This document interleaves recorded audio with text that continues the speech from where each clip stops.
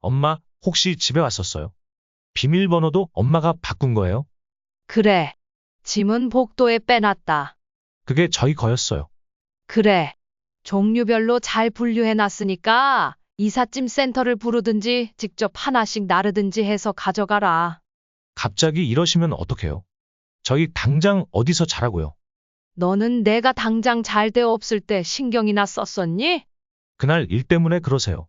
그건 저희가 사과드렸잖아요. 그래, 그럼 나도 사과할게. 미안하다. 근데 내 집에서는 나가줘야겠어.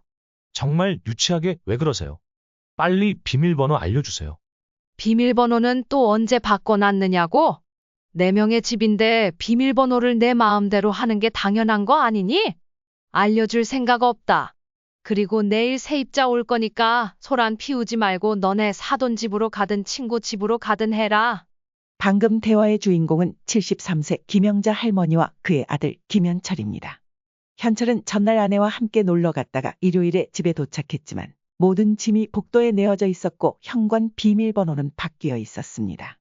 문이 열리지 않아 당황한 아들은 도어락 전문 업체에 전화했지만 주말이라 그런지 받지 않았습니다. 문이 왜 안 열려? 다시 눌러봐. 더운 날씨에 짜증이 난 아내는 아들 현철을 재촉했습니다. 안 열린다니.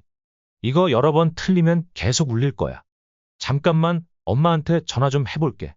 아들의 전화를 받은 김씨 할머니는 태연하게 자기가 비밀번호를 바꾸고 짐을 뺀 것이라고 설명했습니다. 그러고는 세입자를 드릴 사실까지 전하며 아들과 며느리를 자신의 명의로 된 집에서 내쫓았습니다. 이런 김씨 할머니와 아들에게는 그간 어떤 일이 있었을까요? 지금부터 그 이야기를 들려드리겠습니다. 김 씨는 젊은 시절 공장에서 일을 하다 남편을 만나 아들 현철을 낳았습니다. 하지만 불행히도 아들 현철을 낳고 얼마 안 가 남편이 오토바이 사고로 세상을 떠나게 되었습니다. 그때 아들 현철의 나이는 고작 3살이었습니다. 김 씨는 살아갈 날이 막막했습니다. 다행히 근처에 김 씨의 언니가 살고 있었고 언니는 전업주부였습니다. 김 씨는 언니에게 사정을 말하며 일을 다니면서 아들 현철을 키웠습니다. 김 씨의 남편은 결혼 당시 부모님으로부터 집 한 채를 물려받았는데 남편이 세상을 떠나고 시부모님의 도움으로 그 집은 김 씨의 명의가 되었습니다. 그렇게 아들이 성장할 때까지 시부모님과 언니의 도움으로 김 씨는 힘든 시간을 잘 견뎌낼 수 있었습니다. 아들 현철은 어릴 적 참 효자였습니다. 김 씨가 안 좋은 표정을 하고 있으면 어떻게 알았는지 먼저 다가와 손을 잡아주는 아들이었고 항상 김 씨에게 먹을 것을 먼저 챙겨주는 그런 따뜻한 아이였습니다. 어느 날 김 씨는 아들 현철과 함께 식사를 하러 식당을 찾은 적이 있었습니다. 그날 식당에 있던 한 손님이 김 씨에게 자꾸 치근덕거리려 했습니다. 그 남자는 손님이 많은데도 불구하고 큰 소리로 김 씨에게 나 어때요? 라며 대놓고 물었습니다. 그는 김 씨와 몇 번 마주친 동네 사람이었는데 김 씨가 혼자 돌아다니거나 아들과 함께 다니는 모습만 보고 남편이 없을 거라고 짐작하고 김 씨에게 추근댔던 것입니다. 하지만 엄마가 불편해하는 기색을 보이자 고등학생이던 아들 현철은 엄마를 그 남자로부터 지켜주었습니다. 저기요, 엄마가 싫어하는 것 같은데 자꾸 친한 척하면서 말 걸지 마세요. 뭐야, 이 어린 것이. 아들 교육을 어떻게 시켰어? 그 남자는 화를 내며 일어나 김 씨와 아들을 위협하려고 했습니다. 하지만 이미 키가 180cm 가까이 되었던 아들이 자리에서 일어서자 그 남자는 겁을 먹고 다시 자리로 돌아갔습니다. 아들은 이제 엄마에게 남편 같은 존재가 되어 김 씨를 보호해 줄 만큼 듬직하게 자랐습니다. 그러나 그 남자는 김 씨가 혼자 다닐 때 다시 치근덕거리기 시작했습니다. 어느 날 퇴근길에 김 씨에게 다가와 말을 걸며 저녁을 같이 먹자고 했습니다. 김 씨가 당연히 거절하자 그 남자는 김 씨의 손목을 세게 붙잡고 끌고 가려 했습니다. 김 씨가 소리를 지르자 주변 사람들이 하나둘 모였고 그제야 그는 도망쳤습니다. 놀란 마음을 겨우 진정시킨 김 씨는 집에 돌아와 아들을 위해 저녁을 준비했습니다. 학교에서 돌아온 아들은 엄마와 저녁을 먹으며 김 씨의 손목을 보았습니다. 손목에는 보라색 멍이 들어 있었습니다. 엄마, 손목이 왜 그래요? 그냥 어디 살짝 부딪힌 거야. 김 씨는 변명했지만 아들은 의심했습니다. 이건 어디 부딪힌 자국이 아닌데요. 누가 엄마 손목을 세게 잡았던 거 아니에요? 설마 저번에 그 남자예요? 김 씨는 계속되는 아들의 추궁 끝에 그 남자였다고 솔직히 대답했습니다.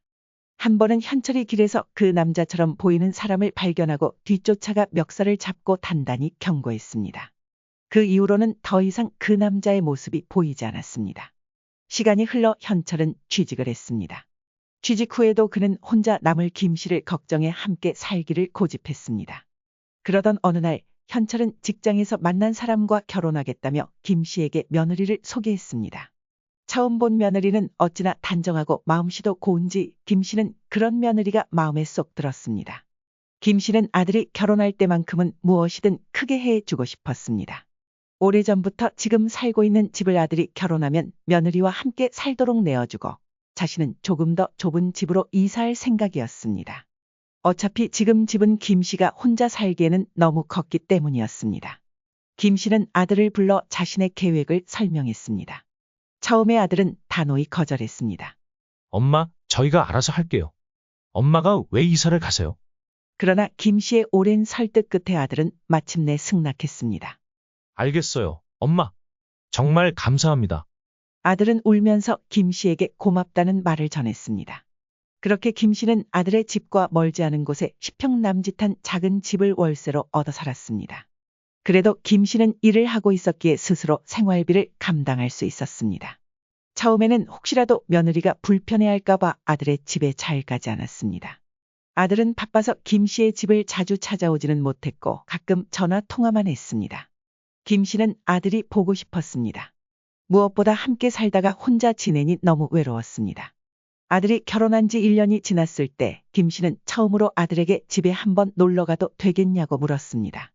그러나 아들은 매번 변명을 하며 대답을 회피했습니다.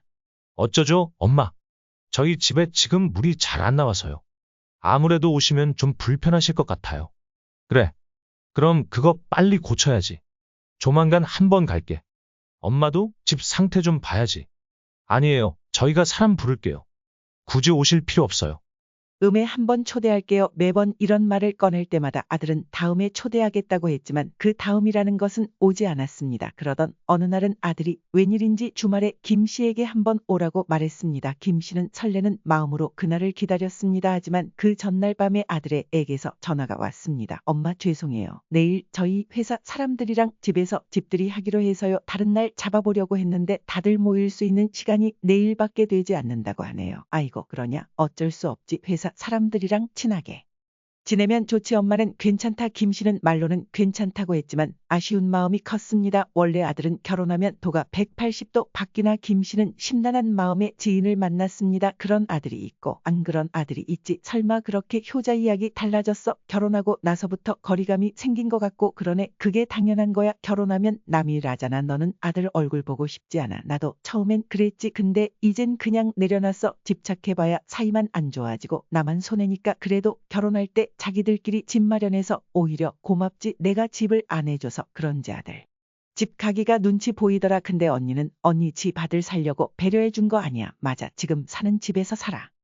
보니까 예전 살던 그 집이 그리워. 한번 가보고 싶은데 쉽지 않네. 언니 명의로 된 거 아니야. 다시 언니가 그 집 들어가서 살고 아들네는 나가서 살라 그래. 어떻게 그래. 말을 참 쉽게 한다. 김 씨는 지인의 말을 한 귀로 듣고 한 귀로 흘려버렸습니다. 이후 김 씨는 예전 집 근처에서 보리를 보다가 간만에 근처 공원을 들렸습니다. 예전 집에서 살 때 매일 산책하던 공원이었습니다. 김 씨는 잠깐 벤치에 앉아 숨을 들이켰습니다. 익숙하던 풀냄새가 났자 김 씨는 기분이 좋았습니다. 하지만 그때 김 씨에게 익숙한 목소리가 들렸습니다. 김 씨는 뒤를 돌아 누군지 확인했습니다. 김 씨는 미행하는 것처럼 눈만 빼꼼 내밀어 소리가 들린 쪽을 살폈습니다. 아파트 입구 쪽의 아들과 며느리가 누군가에게 손을 흔들며 인사하고 있었습니다. 그 대상은 바로 사돈과 며느리의 형제들이 있습니다. 상견례 때 얼굴을 튼 적이 있어서 김 씨는 확신했습니다. 아마도 처가 식구들을 불러 집들이를 한 것 같았습니다. 아들은 김 씨와의 약속을 깨고 회사 사람들이 아니라 처가 식구들과 집들이를 한 것이었습니다. 김 씨가 보기에는 그들 가족이 참으로 다정하고 화목해 보였습니다. 김 씨의 아들이 순간 김 씨가 있는 쪽으로 눈길을 돌리자 김 씨는 황급히 벤치 뒤로 몸을 숨겼습니다. 김 씨는 그렇게 그 자리에서 꼼짝하지 않고 있다가 다시 집으로 돌아갔습니다. 김 씨는 아들이 처가 식구들을 집으로 불렀으니 조만간 자신도 불러줄 것이라고 내심 기대했습니다. 그러나 김 씨는 아들에게서 집에 놀러 오라는 연락을 끝내 받지 못했습니다. 그 후 김 씨는 허리 통증이 심해져 예전에 다니던 아들이 사는 집 근처의 병원을 다시 찾기 시작했습니다. 지금 사는 집 근처에서도 병원을 알아볼 수 있었지만 전에 갔던 병원이 효과가 좋기도 했고 무엇보다 그 병원 근처 공원이 좋아 자주 가고 싶었기 때문입니다. 아니, 어쩌면 그 근처에 머물면 아들의 얼굴이라도 볼 수 있을 것이라는 희망 때문이었는지도 모릅니다. 김 씨는 그렇게 평소처럼 병원에 들렀다가 아들에게 전화를 걸었습니다. 엄마인데 너희 집 근처인데 시간 되면 잠깐 볼까? 김 씨는 큰 기대는 하지 않았지만 혹시나 하는 마음에 전화를 했습니다. 그런데 의외로 아들은 흔쾌히 알겠어요. 라고 대답했습니다. 하지만 집으로 오라는 말은 하지 않고 자신이 나가겠다고 했습니다. 그러고는 집과는 꽤 떨어진 카페에서 보자고 했습니다. 왜 이렇게 먼 곳까지 와서 보자고 해? 너희 집 근처에도 카페 많은데. 김 씨는 아들에게 물었습니다. 거긴 맨날 가서 별로예요. 김 씨는 예전에 처가 식구들을 본 것을 떠올리며 조심스럽게 물었습니다. 요즘 처가 식구들이랑 자주 왕래하니? 아무래도 아내가 가족들이랑 사이가 좋아서 자주 보는 것 같아요. 김 씨는 그런 아들의 말에 서운함을 느꼈습니다. 누구라도 이런 상황에서는 서운할 법했습니다. 그건 그렇고 너희 아이는 안 가질 거니? 아이를 낳고 키울 형편이 안 될 것 같아서요. 사실 아내랑도 아이는 안 가지기로 얘기가 끝난 상태예요. 아들은 김 씨의 질문에 담담히 대답했습니다. 그럼 너희 둘이 살기엔 그 집이 넓을 텐데. 나중에 처가 식구들이나 강아지 몇 마리 키울까 생각 중이에요. 그 말을 들은 김 씨는 기분이 좋지 않았습니다. 그 큰 집을 주며 아들과 며느리가 편히 살길 바랐던 것이지 처가 식구들이나 강아지를 위해 주었던 것이 아니었기 때문입니다. 그래, 그러면 그렇게 살아라. 김 씨는 속상한 마음을 감추며 대답했습니다. 그리고 대놓고 김 씨 대신 처가댁을 모시고 살 수도 있다고 말하는 아들의 모습을 보며 김 씨는 결혼 후 이렇게 변해버린 아들을 원망했습니다. 하지만 여기서 김 씨는 아들의 말에 따질 수도 없었습니다. 김 씨는 그저 입 밖으로 내고 싶었던 말들을 꾹 참을 뿐이었습니다. 아들은 김 씨와 오랜만에 근황 이야기를 나누다가 갑자기 진명이에 대한 얘기를 꺼냈습니다. 엄마, 지금 진명이 이제 제 명의로 해주시면 안 돼요? 아무래도 장모님이 진명이가 제 이름으로 안 돼 있는 걸 조금 불안해하시는 것 같아서요. 어차피 이 애 죽으면 내 거 될 건데 뭐가 그렇게 급하냐? 저도 어디 가서 제 명의로 된 집이 없다는 소리 듣는 것도 자존심 상하고 그래서요. 그리고 알아봤는데 상속세가 증여세보다 훨씬 많이 나온다고 하더라고요. 대신 저희가 엄마 생활비는 꼬박꼬박 드릴게요. 김 씨는 아들의 말이 어디선가 들어본 것 같았습니다. 요즘 유튜브를 많이 보던 김 씨는 이런 부탁을 하는 자식들이 대부분 실제로는 용돈을 꼬박 주지 않는 경우가 많았던 것을 떠올렸습니다. 김 씨는 고민해 보겠다고 하며 대답을 회피했습니다. 아들은 긍정적으로 생각해 보라며 카페에서 디저트를 사서 김 씨에게 챙겨주었습니다. 며칠 후 김 씨는 지인을 만나 최근 있었던 일을 털어놓았습니다. 언니, 아들 말대로 명의 이전했다가는 큰일 난다니까. 너는 왜 그렇게 부정적이야? 항상 다 언니를 위해서 하는 말이야. 나중에 크게 후회하기 싫으면 절대 넘겨줘서는 안 돼. 그렇게 해서 손해볼 건 없잖아. 자기 이름으로 된 집이 없어서 기가 죽는다는데 어떡하라고? 김 씨는 아들과의 대화를 떠올리며 고민했습니다. 그런데 지인의 조언은 김 씨가 필요로 하던 말을 정확히 해주었습니다. 나 아는 언니도 일찍 자기 살던 집을 아들한테 물려줬다가 지금 아주 찬밥 신세됐다니까. 내 주변에도 이런 일이 있는데 언니라고 그런 일이 안 생긴다는 법 있어? 그리고 언니, 만약에 아파서 일을 못하게 되면 어떡할 건데?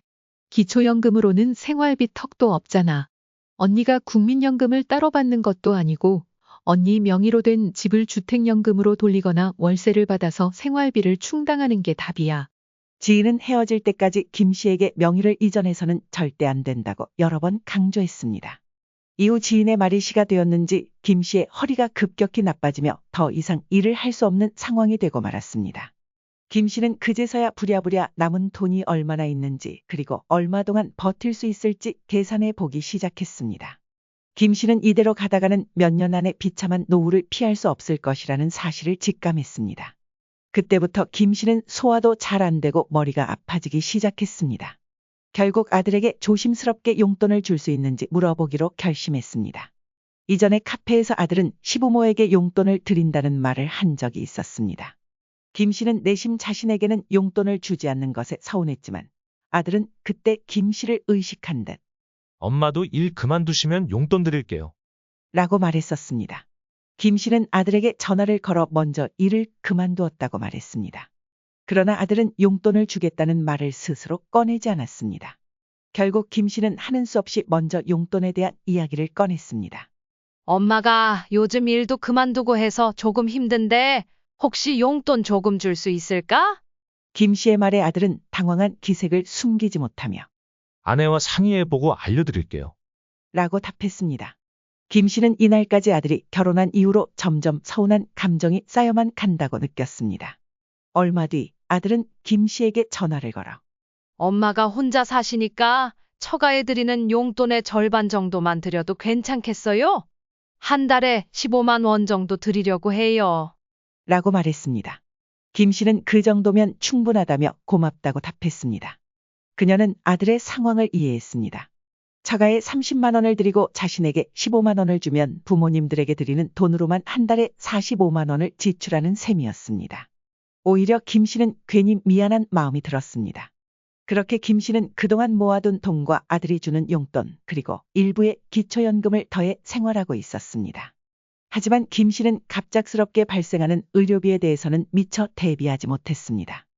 허리 상태가 점점 나빠지던 김 씨는 병원에서 허리 수술을 받아야 한다는 진단을 받았습니다. 그녀는 고민했습니다. 언니나 지인에게 돈을 빌려볼까도 생각했지만 모두 형편이 좋지 않아 보였습니다. 결국 모아둔 돈에서 수술비를 빼게 되면 앞으로의 생활이 더 힘들어질 것이 뻔했습니다. 김 씨는 하는 수 없이 아들에게 전화를 걸어 수술비를 좀 도와줄 수 있는지 물었습니다. 아들은 한동안 침묵하다가 말을 꺼냈습니다. 엄마, 솔직히 말씀드리면 저희 수입이 그렇게 많은 것도 아니고 와이프가 돈에 워낙 예민한 편이라서요. 제가 따로 빼둔 비상금도 없고 엄마가 모아둔 돈도 하나도 없어요. 그리고 엄마, 빨리 집 저한테 명의를 넘겨주셔야 엄마 재산이 줄어서 기초연금을 더 많이 받을 수 있다고 하던데 아셨어요? 아들의 말대로 지금 아들이 사는 집은 김 씨 명의로 되어 있어 김 씨의 재산으로 잡히고 있었습니다. 그래서 김 씨가 받을 수 있는 기초연금도 줄어든 상태였습니다. 만약 명의를 아들로 옮긴다면 기초연금을 조금 더 받을 수 있을지 몰랐지만 김 씨는 왠지 그렇게 하면 안 될 것 같다는 생각을 지울 수 없었습니다. 이때도 김 씨가 망설이자 아들은 답답하다는 반응을 보였습니다. 김 씨는 아들에게 수술비는 자기가 해결해 보겠다고 말하며 전화를 끊었습니다. 김 씨는 결국 나중에 써야 할 돈을 당겨와 수술을 받았습니다. 물론 엄청난 금액은 아니었지만 계속 돈을 당겨 쓰다 보니 이제 남은 돈으로 얼마나 더 버틸 수 있을지 확신할 수 없었습니다. 설상가상으로 아들은 한두 달씩 용돈을 건너뛰기 시작했습니다. 김 씨는 2달째 아들에게서 용돈을 받지 못하자 결국 아들에게 전화를 걸었습니다. 그러나 그 당시 아들은 바쁜 건지 김 씨의 전화를 받지 않았습니다. 김 씨는 무슨 일이 있나 싶어 아들의 집에 찾아가기로 마음먹었습니다. 그날은 날씨가 매우 무더웠습니다. 김 씨는 땀을 뻘뻘 흘리며 버스를 타고 아들이 사는 집으로 향했습니다. 아들의 집에 도착한 김 씨는 먼저 문에 귀를 대고 안에 누가 있는지 확인했습니다. 분명 안에서는 시끌벅적한 소리가 들렸습니다. 김 씨는 초인종을 눌렀습니다. 그러나 아무도 문을 열지 않았습니다. 김 씨는 문 앞에서 잠시 기다리다가 1분도 지나지 않아 아들에게서 전화가 걸려왔습니다. 엄마, 지금 집에 와 계세요? 왜 연락도 없이 찾아오셨어요? 나는 내가 연락이 안 되니까 걱정돼서 왔지.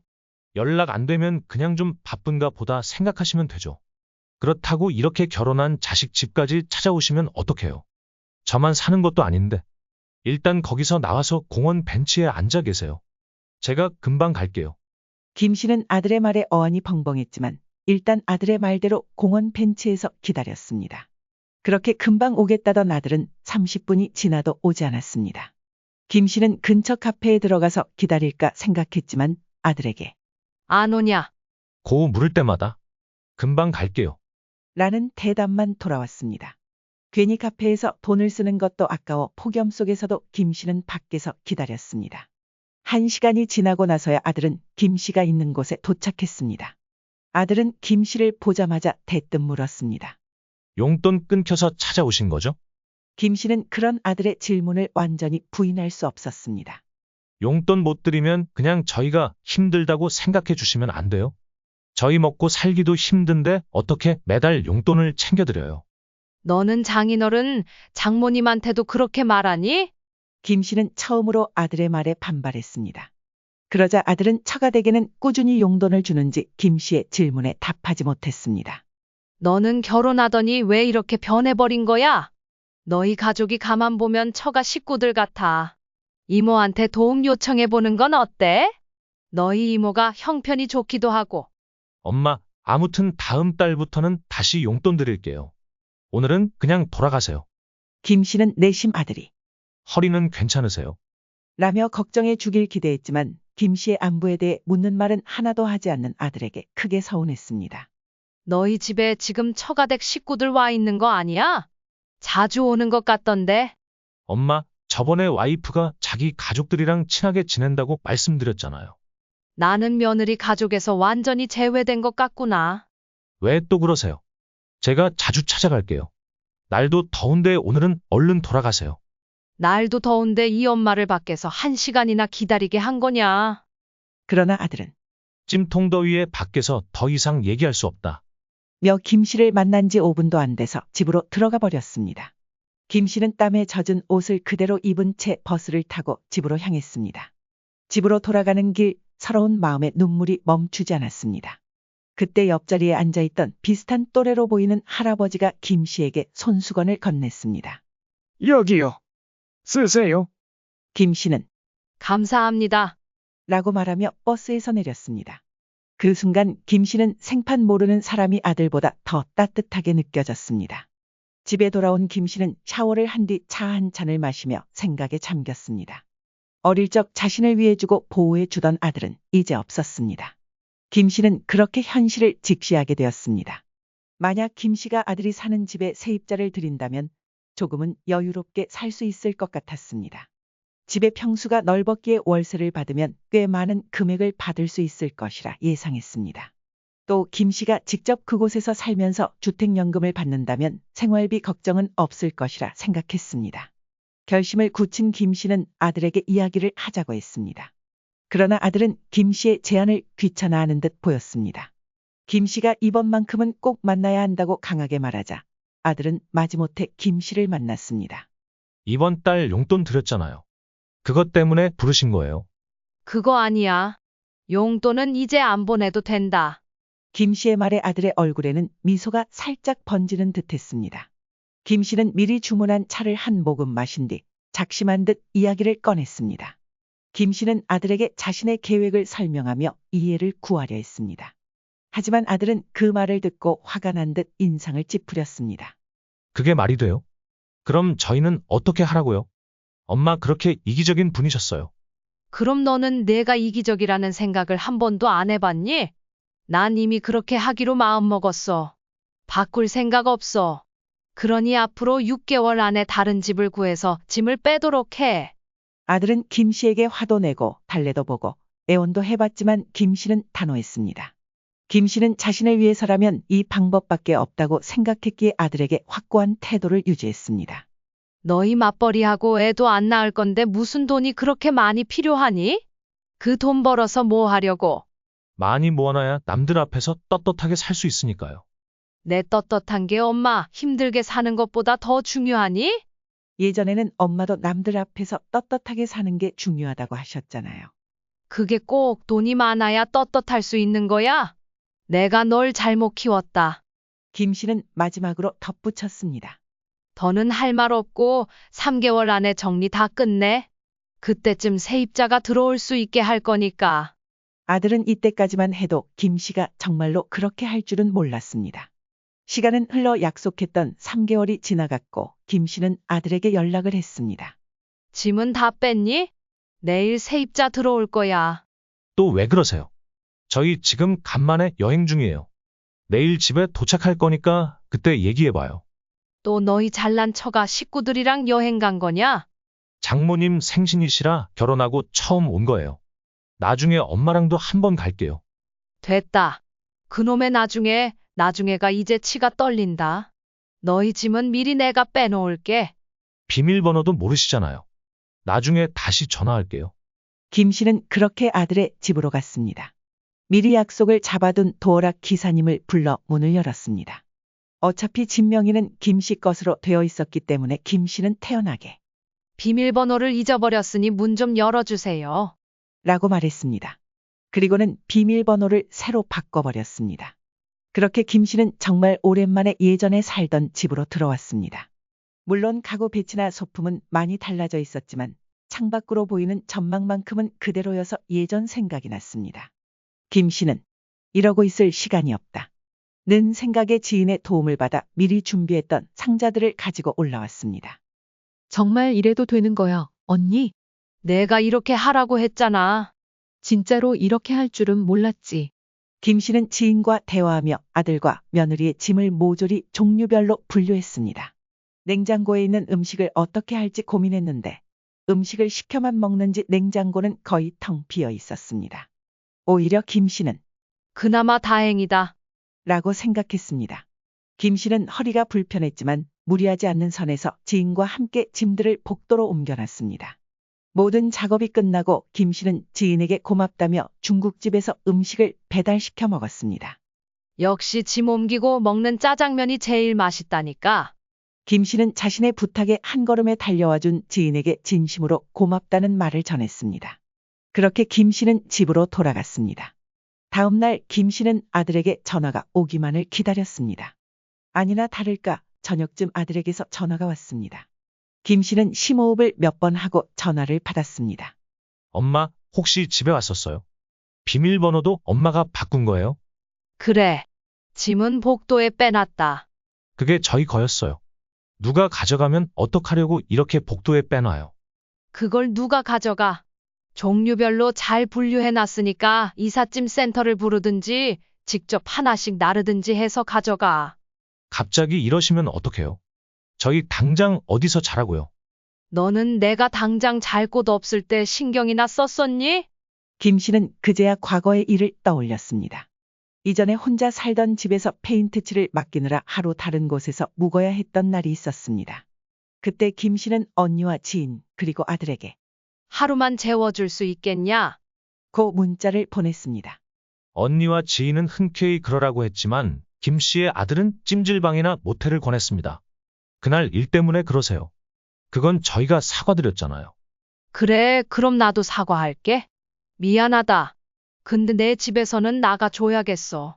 정말 유치하게 왜 그러세요? 빨리 비밀번호 알려주세요. 비밀번호는 또 언제 바꿔놨느냐고? 내 명의 집인데 비밀번호를 내 마음대로 바꾸는 게 당연한 거 아니니? 알려줄 생각 없다.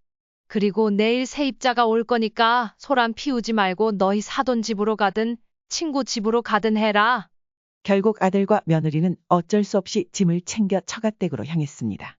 그런 아들과 며느리의 모습을 본 처가댁 식구들은 화가 났는지 김 씨에게 난생 처음으로 전화를 걸어왔습니다. 아니, 이렇게 갑자기 그러면 어떡합니까? 부모 맞으세요? 김 씨는 차분한 목소리로 대답했습니다.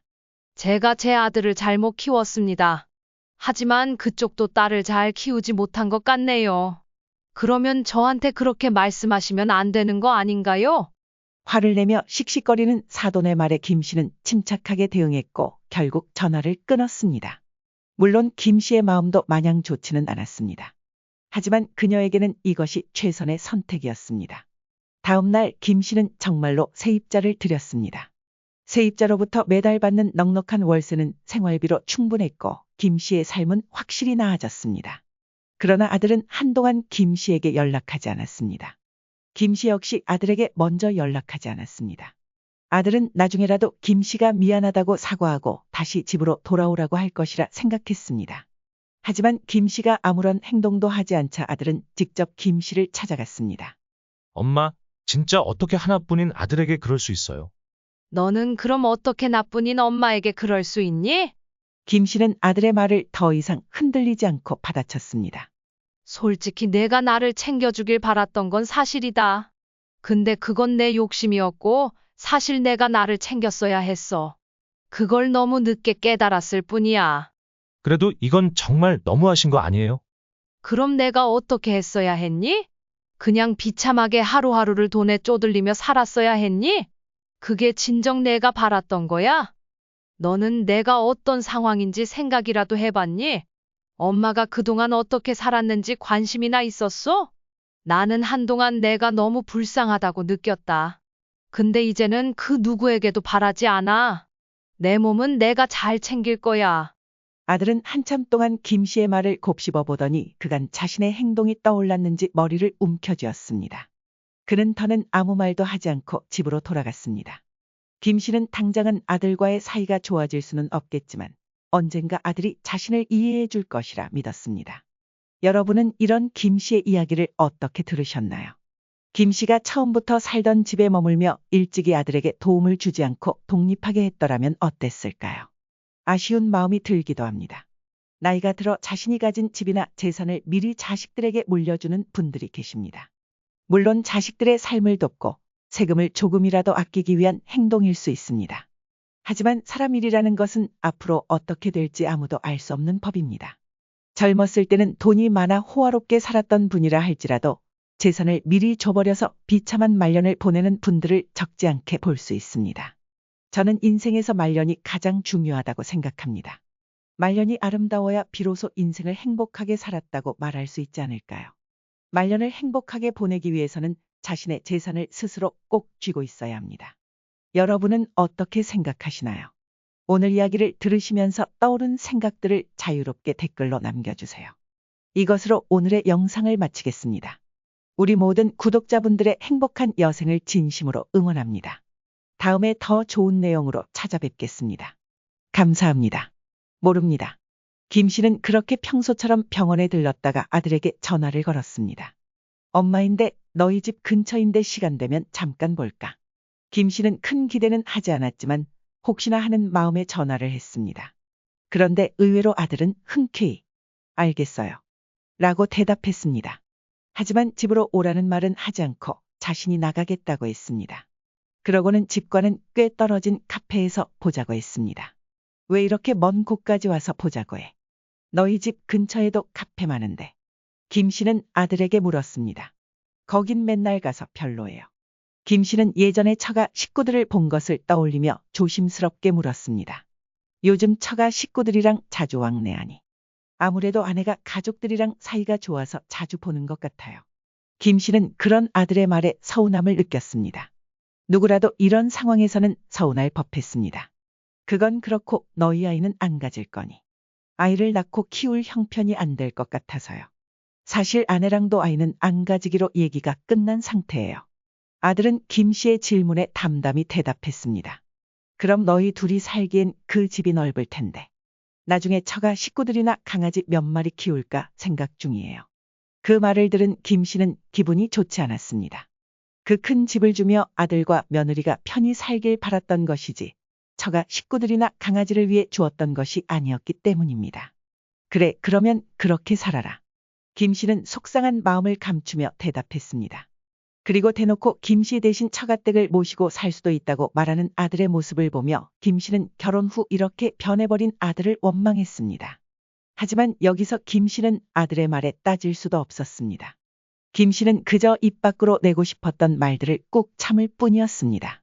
아들은 김 씨와 오랜만에 근황 이야기를 나누다가 갑자기 진명이에 대한 얘기를 꺼냈습니다.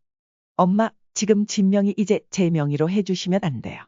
아무래도 장모님이 진명이가 제 이름으로 안 돼 있는 걸 조금 불안해하시는 것 같아서요. 어차피 이 애 죽으면 내 거 될 건데 뭐가 그렇게 급하냐.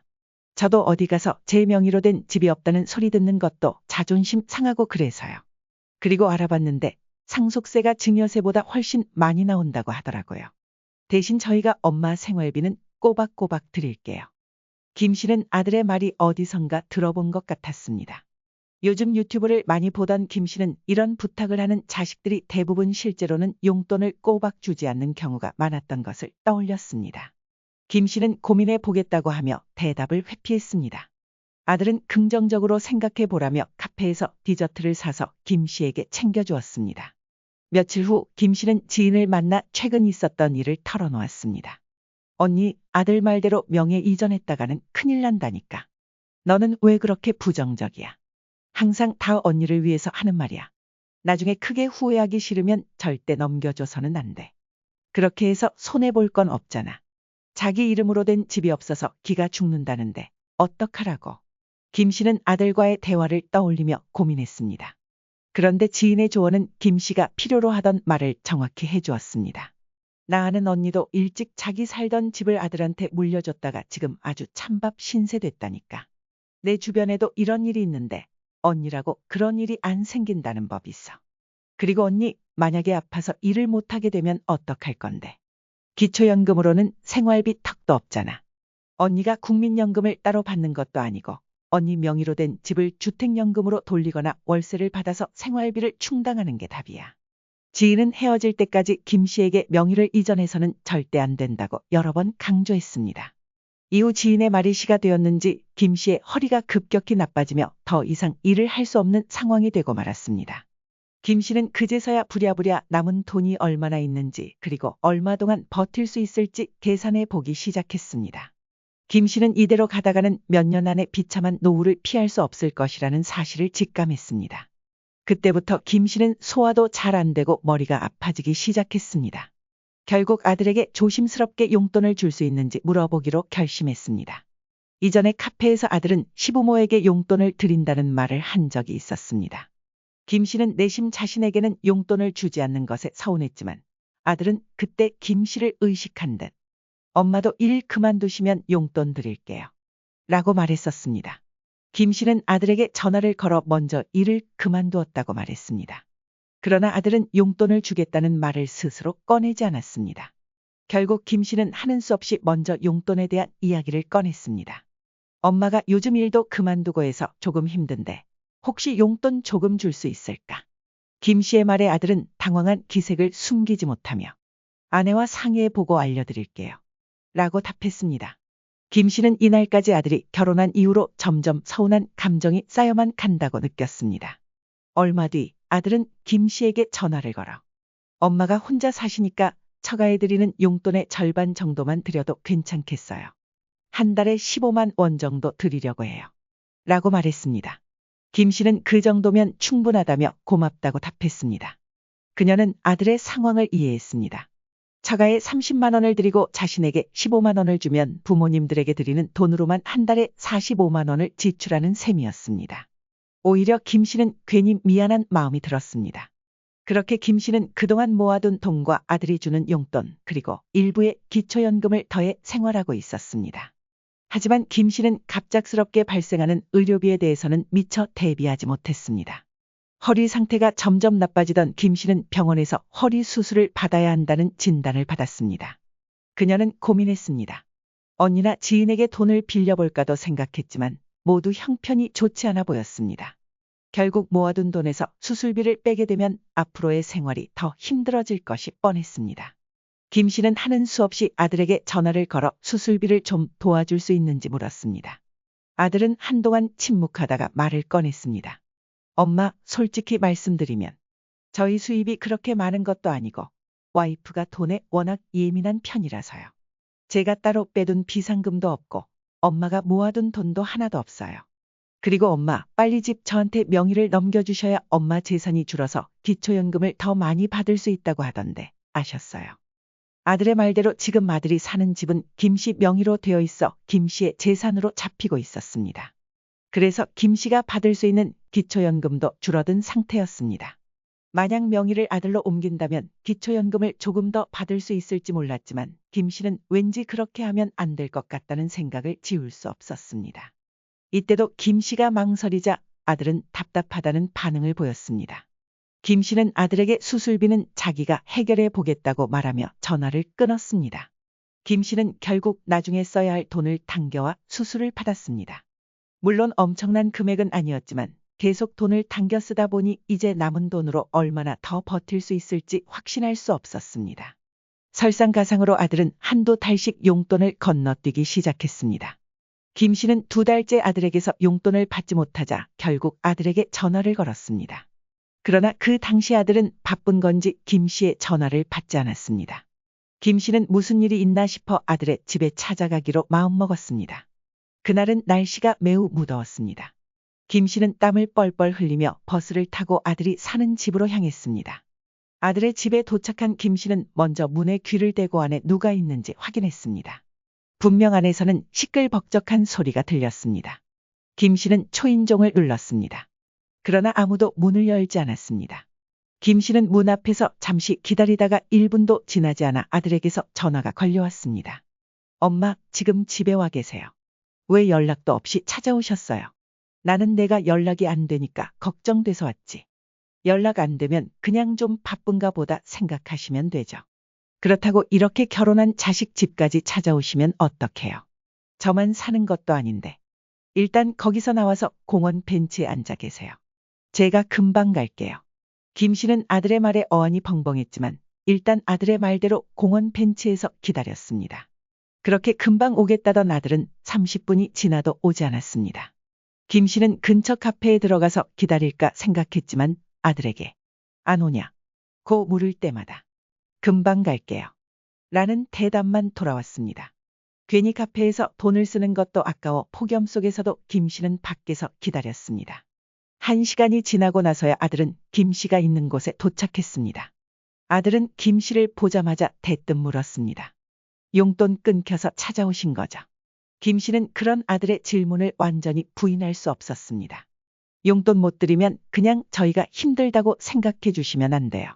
저희 먹고 살기도 힘든데 어떻게 매달 용돈을 챙겨드려요. 너는 장인어른 장모님한테도 그렇게 말하니. 김 씨는 처음으로 아들의 말에 반발했습니다. 그러자 아들은 처가댁에는 꾸준히 용돈을 주는지 김 씨의 질문에 답하지 못했습니다. 너는 결혼하더니 왜 이렇게 변해버린 거야? 너희 가족이 가만 보면 처가 식구들 같아. 이모한테 도움 요청해 보는 건 어때? 너희 이모가 형편이 좋기도 하고. 엄마, 아무튼 다음 달부터는 다시 용돈 드릴게요. 오늘은 그냥 돌아가세요. 김 씨는 내심 아들이 허리는 괜찮으세요? 라며 걱정해 주길 기대했지만 김 씨의 안부에 대해 묻는 말은 하나도 하지 않는 아들에게 크게 서운했습니다. 너희 집에 지금 처가댁 식구들 와 있는 거 아니야? 자주 오는 것 같던데. 엄마, 저번에 와이프가 자기 가족들이랑 친하게 지낸다고 말.